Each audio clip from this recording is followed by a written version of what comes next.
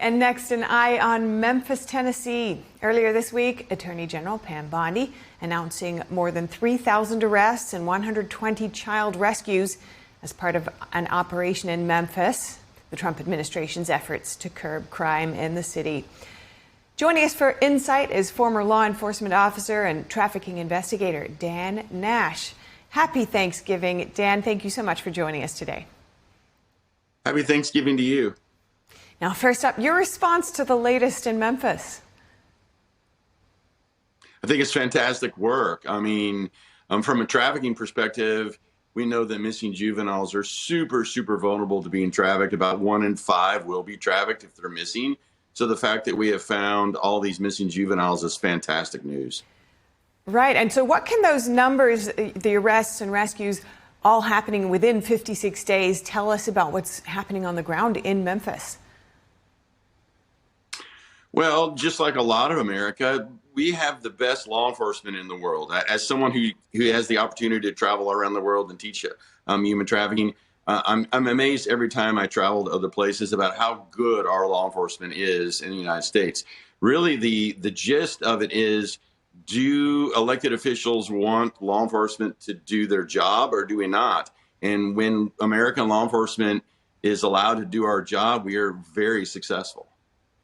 Yeah, I know that your expertise is dedicated towards helping law enforcement, especially in that effort to clamp down on trafficking. You've said the holiday season presents unique trafficking dangers. Tell us about that. You know, people think that trafficking or crime just goes away from the holidays, and it's really not true. I mean, theft in cars increases around the holidays. Car theft increases around the holidays. Unfortunately, domestic violence increases around the holidays, and so does trafficking.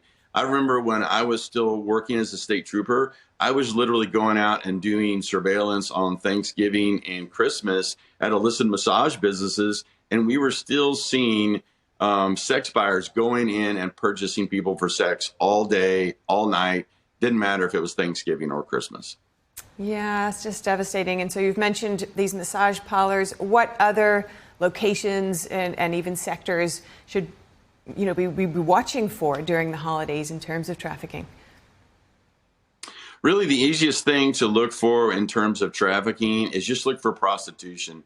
Some 90 to 93% of all prostitution, in other words, commercial sex that is taking place in the United States, is actually just trafficking. Those persons are under some third-party control. You just may not be able to see it super easily from where you are, but law enforcement has the skills to be able to do that. So if you just see what you believe to be prostitution and you reported that to law enforcement, that's the easiest thing for you to see.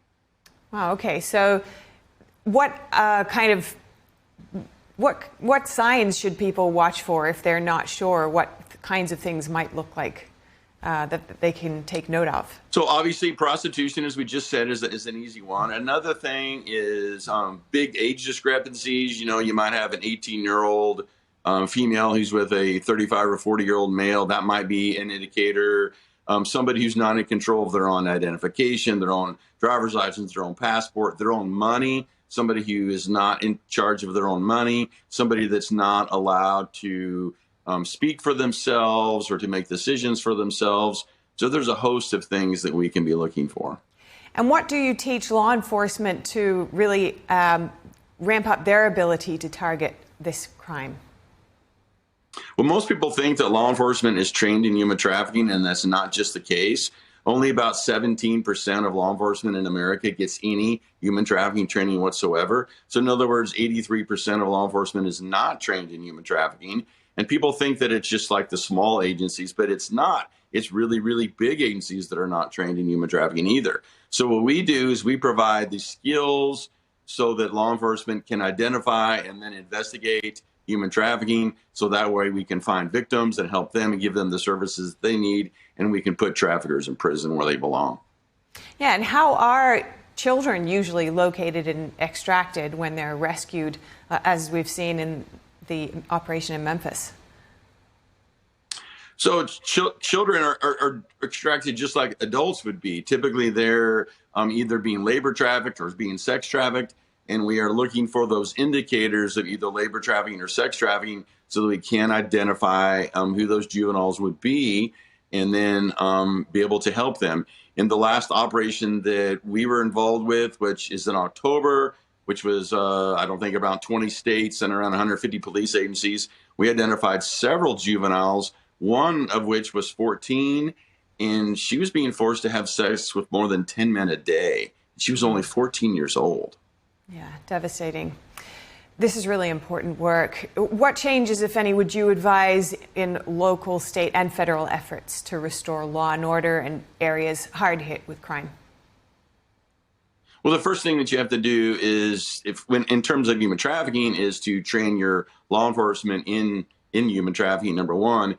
As far as just crime in general, like what we're trying to do in Memphis and several other places, Washington, D.C., and several other places, and that is just let the police be the police.